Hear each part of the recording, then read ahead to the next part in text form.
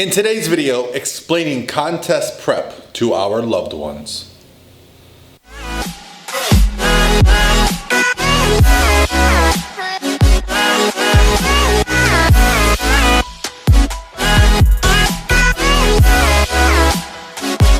All by myself. Hey guys, what's going on? This is Paul Ravella from ProPhysique.com, and today's video is another one that comes from a question that I got in my Instagram direct message. Now, this question, when I first saw it, I brushed right past it. Didn't seem to strike a chord with me, but then I got to thinking about it. Basically, this gentleman, 47 years old, and is entering contest prep, and he wants a way to explain to his loved ones what's going on so that they can understand it. And this brought me back. You see, when I was a younger man, 10 years ago or so, I did my first bodybuilding show. Actually, this year will be the 10th anniversary of the first show I ever did. And when I was getting ready for that show, I started getting the same looks that you're probably getting right now. Friends and family asking me why I was getting so skinny, if I was sick, what was wrong with me. Now granted, this came from a place of concern, and they loved me, and they just saw dramatic physical changes over the course of, 5 or 6 months that they had not seen over the course of my lifetime. Completely normal. So what did I do? Well, I'm a nerd. I actually wrote my parents a pamphlet about contest prep to give them at the bodybuilding show, so that they can understand it. Now, it didn't just go over the changes that were happening to my physique. It also went over what a bodybuilding show is, why I chose to do it, how it scored. Because from their perspective, I wanted them to be able to come to the show, sit there and enjoy it. Because for anyone that's not been to a bodybuilding show, it's fucking weird. It's just weird. You go into a room that's darkly lit, there's bright lights on people that are wearing fake tan. Some of them are wearing hardly any clothes. They're moving their body in these weird positions. There's people writing things down. Everyone in the audience is drinking gallons of water and eating out of Tupperware. I get it. That shit's just crazy. It seems like this whole other world from normal world, and it is, and that's part of the attraction, I think, for some people. It's our thing, right? That's one thing I love about bodybuilding is it's our thing. Not everyone's gonna go through it and do that, and it just becomes an obsession and a part of who we are. So let's talk today, for anyone that's watching this video that might be going to someone's show, perhaps they're sharing this video with you, and if they did, thank you. So I wanna go through the process of what it means to be a competitive bodybuilder, and why, although it might seem unhealthy, I'm gonna explain to you why I think you can take some positives out of it. First things first. What is competitive bodybuilding? Well, it's exactly what it seems. You are going to be on stage and you are going to be compared against people in your class. If you choose to compete in a bodybuilding class, there will be classes for novices, such as beginners that have never competed before. Sometimes they even have a first-timers division. They'll have masters division where you compete in your age group, 40, 50, 60, right? They'll also have what's called the open divisions. In the open divisions, they'll often have multiple weight classes or height classes where, like in men's physique, you'll compete against other people your height, or in bodybuilding, you'll compete against people in your weight class. There's usually 10 to 15 pounds in the weight classes, right? So basically they try to make the shows fit everyone, right? So if you've never competed before and you're nervous, well, go do the beginners or the novice. If you're over 50 and you're nervous about competing, well, you compete against masters competitors, right? If you are in the prime of your competition career, you do the open and you maybe try to win a pro card, right? There's something for everybody. So the sport itself kind of lends itself to an overall healthy lifestyle. Now, I understand why people would fear that it's not healthy, because you do reach places that the physique and the body would be considered unhealthy. If you go to the doctor at the end of a long contest prep, you might be looked at like, man, there's some problems here. But here's what I will say about that. Yes, we are going to diet our bodies and our body fat levels to such a place where it's beyond what would be considered healthy for the long term. However, the skills, the value that you learn in pushing yourself to that level, the time management, the meal preparation, the love and the admiration for the human body will forever change your appreciation, okay? I am a much better person since I decided to compete in a bodybuilding show. It changed me forever in a much better way.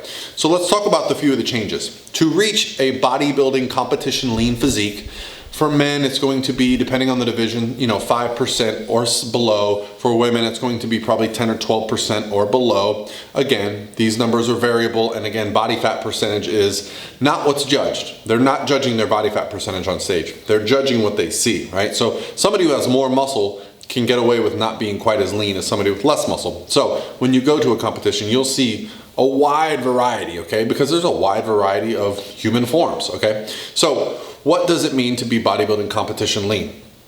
For men and for women, there's a few things that are going to happen. When body fat gets really low, we start stripping away the body fat on the entire body. Things change like the face, the jaw, okay? This means that you can look kind of sick, kind of completely like, I hate to use a word like cancer patient or someone who's like malnourished, but you kind of get that look because there's literally no fat left on your body. Now, if you were to see this person with their shirt off, you're going to see muscle, you're going to see abs, striations in body parts, shoulders, for men, even hamstrings and glutes, and for women, you're going to see detail, crazy detail in the upper back. Women, when they get lean, their backs get crazy detailed, and lower body, you're gonna see, depending on the level, you're gonna see a separation between the glute and the hamstrings, but you're not gonna see that on a daily basis because you don't see them on stage. You only see them with their clothes on. And in their clothes, they're going to look like, like their clothes are going to be a little baggier if they don't change what they're wearing. You're not going to see as much fullness in their physique. So I was even asked when I first started competing in bodybuilding if I was still lifting weights because I was still wearing my button-up shirts to work, cinching my pants over. And so that's something that you can expect from the loved ones around you to have to explain. I have since, and I suggest this to the people I talk to, like, what can you do? Go get a new wardrobe. If you were wearing larges and extra larges, you're gonna be wearing mediums, okay? It's just going to be a down size. I don't think we realize until we get to a place where there's almost no body fat on our bodies, just how much body fat we carry, right? And it's body fat is basically another organ in our body. It's very important. It provides a lot of function. So when you remove body fat, some things change. Let's talk about those changes. For men, there's gonna be a lot of hormone shifts, okay? And when men get lower in testosterone and some of the other sex hormones, what happens is, we're less focused on sex. So those around us might get a little less sexual attention. And as long as you understand that this is only temporary and these changes are reversed when we come out of the contest prep diet, then perhaps it's acceptable, okay? It depends on your relationship and where you're at. But yes, men are gonna be less interested in sex, more interested in food, more tired. One thing that I notice about myself, I get quite irritable, okay?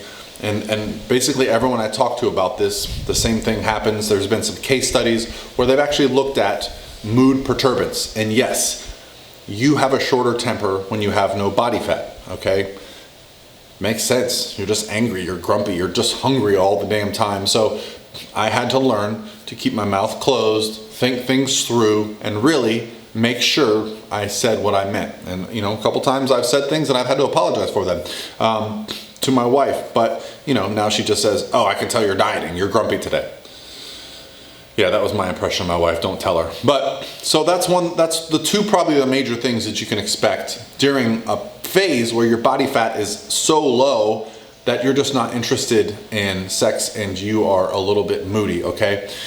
Energy is going to be a little bit harder to come by. You'll find that most people that are kind of upbeat and on their feet all day long, when they get really low in body fat, will start to be a little more sedentary. They'll sit in the chair a little longer. They'll avoid getting up and down a bunch of times per day. They'll kind of reserve their energy for the gym and the cardio and the posing and all the practice that goes into bodybuilding stage.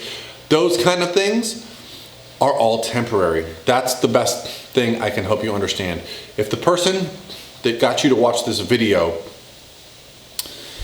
is someone that you really care about and you can tell they're super passionate about getting on the bodybuilding stage, try to support them. It's going to be a difficult time, but a few great things are going to come out of this. they're gonna love food. They're gonna learn time management. They're going to have an appreciation for things that they never had before, okay? And overall, they're just going to be a better person, okay? They're going to learn skill sets that they've never had. They're going to understand the human body in a way they never did. They're going to understand how to change things, how to manage things. They're going to build self-confidence. I can tell you there's nothing like getting on stage and next to nothing and no clothes to just build one's self-confidence, right? So if someone asked you to watch this, I would just ask you to encourage them that you are going to support it because it's something that they care about. Now, some people get on stage one time and that's it, they're done. Some people, it's a lifelong process. For me, the first time I got on stage, I had no intentions of ever competing again, but I found something that I loved. And so every couple of years, I go through the same process. And it keeps me excited about what I do on a day-to-day basis. It keeps me excited about going to the gym. I love the process of lifting weights, knowing that in a couple, 3-4 years, I'm gonna get back on stage again and look a little bit different. So I hope this helps. The biggest takeaway that I can offer you guys is just that all of the changes that a competitive bodybuilder goes through are temporary. As a person comes out of contest prep and they start eating a little more, the show is over, all those changes are going to be undone. Hormone levels, the case studies have proven, the hormone levels return to normal or even better after, okay? The mood improves, okay? Or even better than before, because now this person has an appreciation and you've supported them through what can only be described as one of the most difficult undertakings a person can possibly do.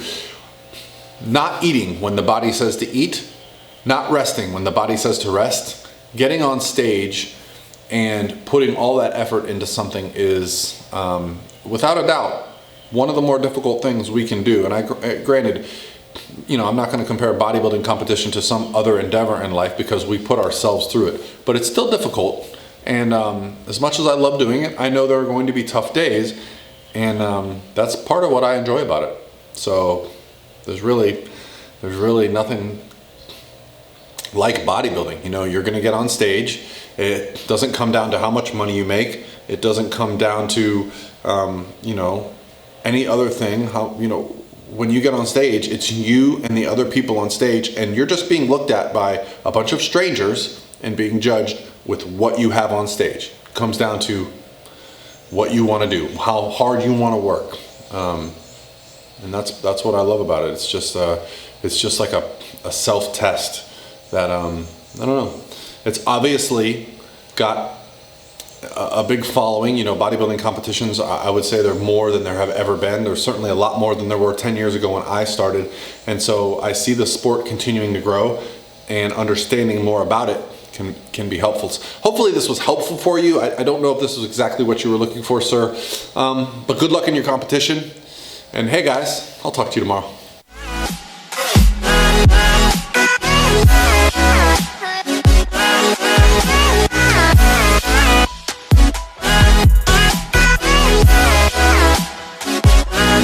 By myself.